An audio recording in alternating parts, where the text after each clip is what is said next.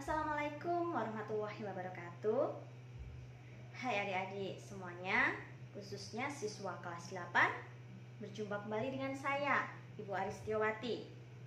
Tidak terasa, liburan telah berakhir dan sekarang kita sudah memasuki semester yang kedua di tahun ajaran ini. Bagaimana kabar kalian? Sehat selalu ya? Alhamdulillah. Gimana liburannya? Menyenangkan? Ya, walaupun kita hanya bisa liburan di rumah, namun saya harapkan liburan kalian tetap berkesan. Liburan bersama keluarga tentunya. Dan sekarang kita harus lebih semangat lagi untuk belajar. Apa saja? Yang pertama, selalu memakai masker. Kemudian yang kedua, sering-sering cuci tangan. Dan yang ketiga, menjaga jarak. Materi pertama yang akan dipelajari di kelas 8 semester yang kedua ini adalah tentang Teorema Pitagoras.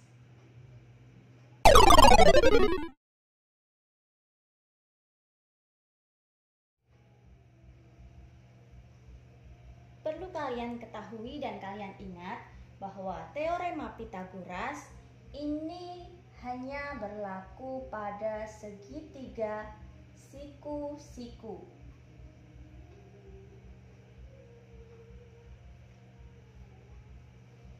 Selain segitiga siku-siku, maka tidak berlaku Teorema Pitagoras. Perhatikan segitiga siku-siku berikut dengan masing-masing panjangnya adalah A, B, dan C. Di sini siku-sikunya di pojok ini, maka sisi yang di depan siku-siku atau C ini disebut sebagai sisi miring atau disebut juga dengan hipotenusa. Nama lain dari sisi miring, hipotenusa. Dalam Teorema Pitagoras berlaku bahwa C kuadrat sama dengan A kuadrat plus B kuadrat. C kuadrat, C-nya adalah sisi miringnya. A kuadrat ditambah B kuadrat. A dan B adalah sisi yang lain, sisi siku-sikunya. Sehingga dari sini dapat kita peroleh jika kita nanti mencari bagian yang bukan sisi miring, baik A maupun B.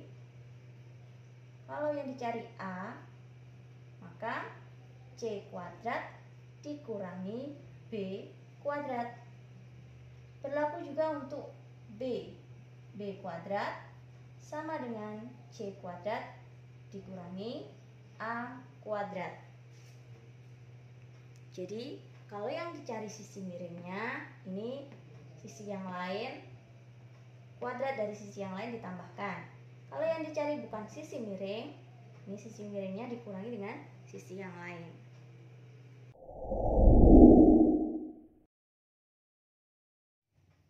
Perhatikan contoh yang pertama, ada segitiga siku-siku ABC. Siku-siku di B, ketahui AB sama dengan 6 cm, BC 8 cm. Maka berapa panjang AC? Dengan menggunakan Teorema Pitagoras, kita lihat dulu yang ditanyakan ini sisi miring atau bukan. Nah, di sini siku-sikunya di B. Nah, di depan siku-siku AC, maka AC adalah sisi miringnya. Maka bisa langsung kita jawab AC kuadrat. Kalau yang ditanyakan sisi miring tadi kan dijumlah, dua sisi siku-siku yang lainnya ditambah, jadi AB kuadrat ditambah dengan BC kuadrat.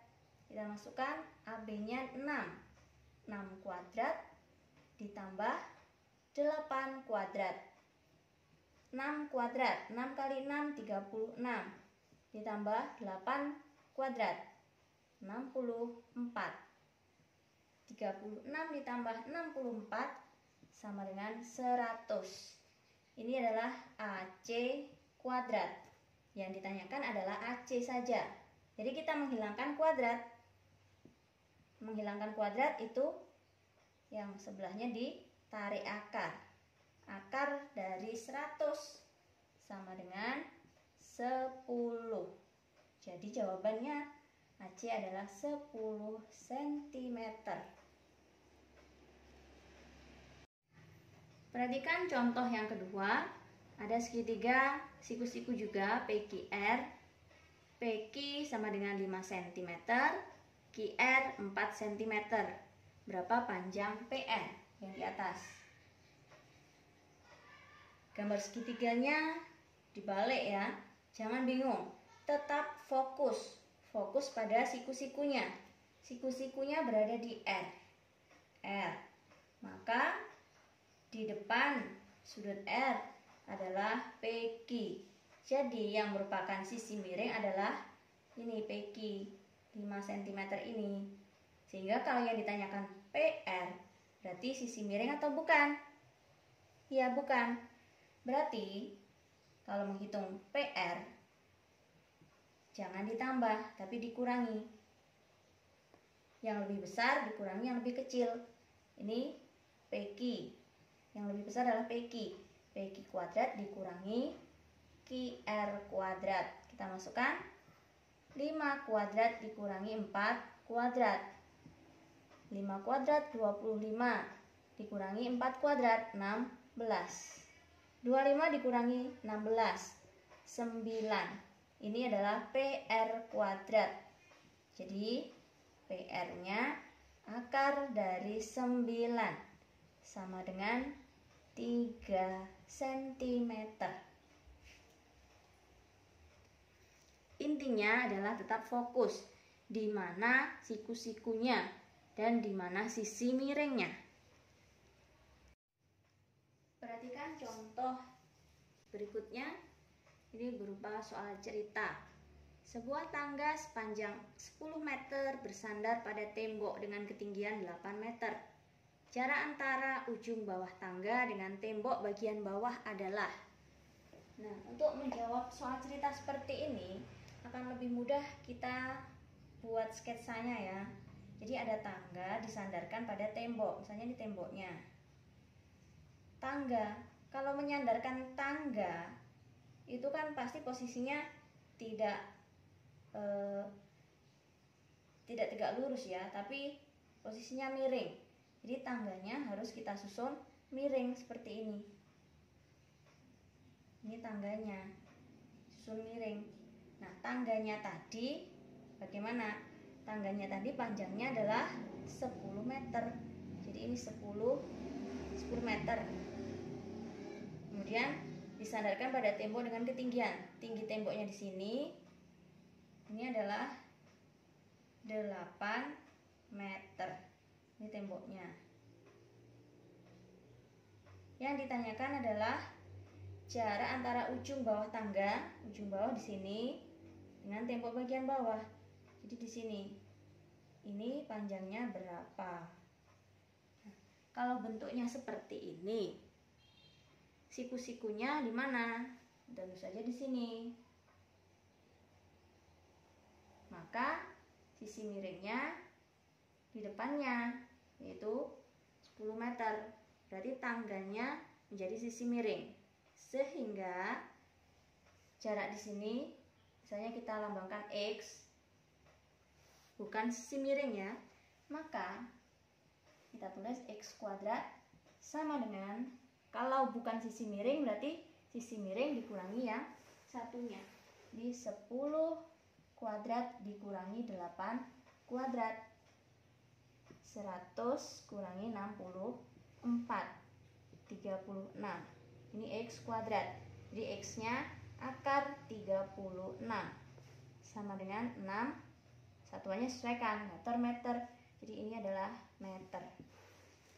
Jadi Jawaban jarak antara ujung bawah tangga dengan tembok bagian bawah adalah 6 meter.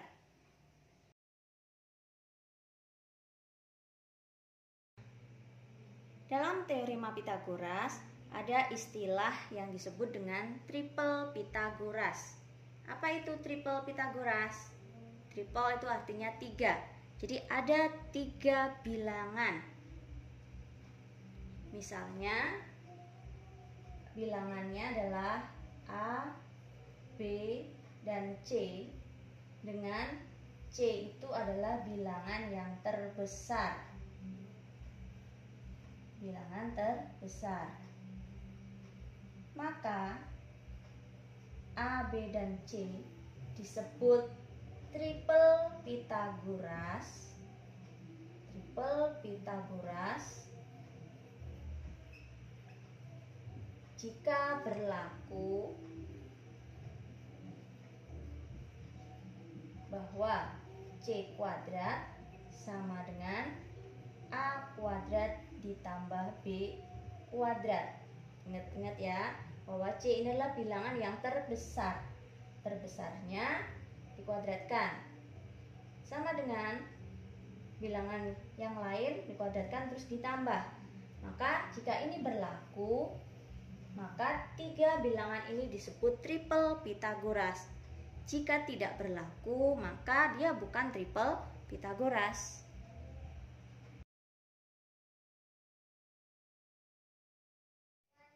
Perhatikan contohnya. Manakah di antara 3 bilangan berikut yang merupakan triple Pythagoras? Antara A, B, atau C? Untuk yang A, kita lihat 3, 4, 5. Bilangan terbesarnya 5. Maka kita harus membuktikan bahwa 5 kuadrat ini apakah sama dengan 3 kuadrat ditambah 4 kuadrat. 5 kuadrat itu 25. Apakah sama dengan 3 kuadrat 9 ditambah 16? 9 tambah 16 itu sama dengan 25. Jadi ternyata sama dengan. Maka untuk bagian yang A, ini adalah triple Pythagoras. Bagaimana dengan yang B? Kita jawab di sini ya. Untuk yang B, bilangan tertingginya adalah 10. Jadi kita buktikan 10 kuadrat apakah sama dengan 9 kuadrat ditambah 6 kuadrat. 10 kuadrat 100. Apakah sama dengan 9 kuadrat 81 ditambah 36? Sama dengan 117 ya. Nah, ternyata ini 100 dengan 117 tidak sama dengan. Jadi untuk yang B bukan triple Pythagoras. Bukan triple.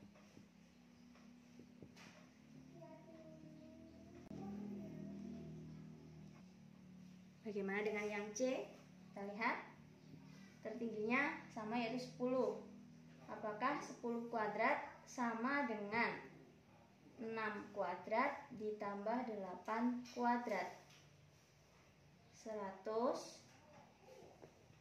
Ini 36 ditambah 64. 36 ditambah 64 sama dengan 100. Ternyata hasilnya sama.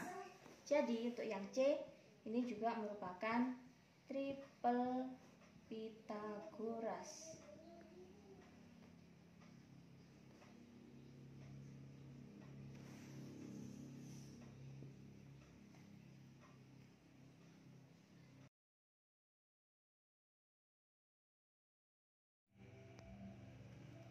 Selanjutnya ada istilah tentang kebalikan teorema Pythagoras. Apa maksudnya? Ya, jika ada segitiga ABC mempunyai panjang sisi A, B, dan C dengan C sisi terpanjang, maka berlaku yang pertama, jika C kuadrat sama dengan A kuadrat plus B kuadrat, Maka segitiga ABC adalah siku-siku.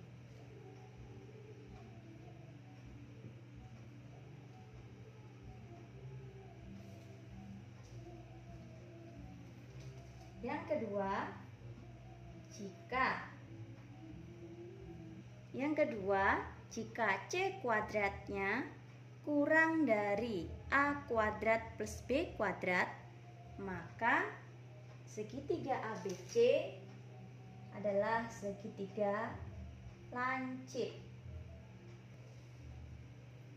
Dan yang ketiga, jika C kuadrat lebih besar dari A kuadrat plus B kuadrat, maka segitiga ABC-nya adalah segitiga tumpul.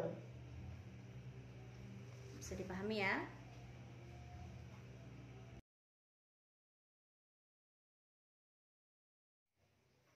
Perhatikan contoh sebuah segitiga dengan panjang sisi 5 cm, 8 cm, dan 12 cm. Segitiga apakah yang dimaksud? Panjang sisinya ini diketahui. Panjang sisi terpanjangnya adalah 12 cm. Jadi dibuktikan 12 kuadrat ini lebih apa atau sama dengan 5 kuadrat ditambah 8 kuadrat. 12 kuadrat 144. 5 kuadrat 25 ditambah 64. Ini ditambah 5 tambah 4 9. 89. Di sini 144.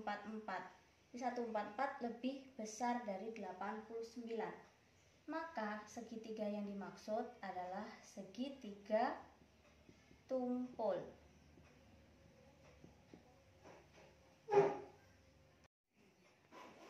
Perhatikan contoh berikutnya. Segitiga ABC memiliki panjang sisi berturut-turut 15 cm, 12 cm, dan 9 cm. Jenis segitiga ABC adalah dengan cara yang sama. Perhatikan di sini panjang sisi yang terpanjangnya adalah 15. Maka kita buktikan 15 kuadrat ini lebih apa atau sama dengan 12 kuadrat ditambah 9 kuadrat.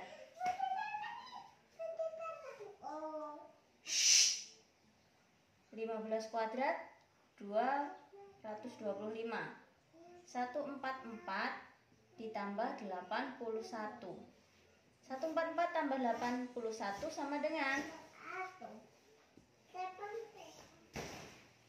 225. Ternyata jawabannya adalah sama dengan. Jadi segitiga ABC adalah siku-siku.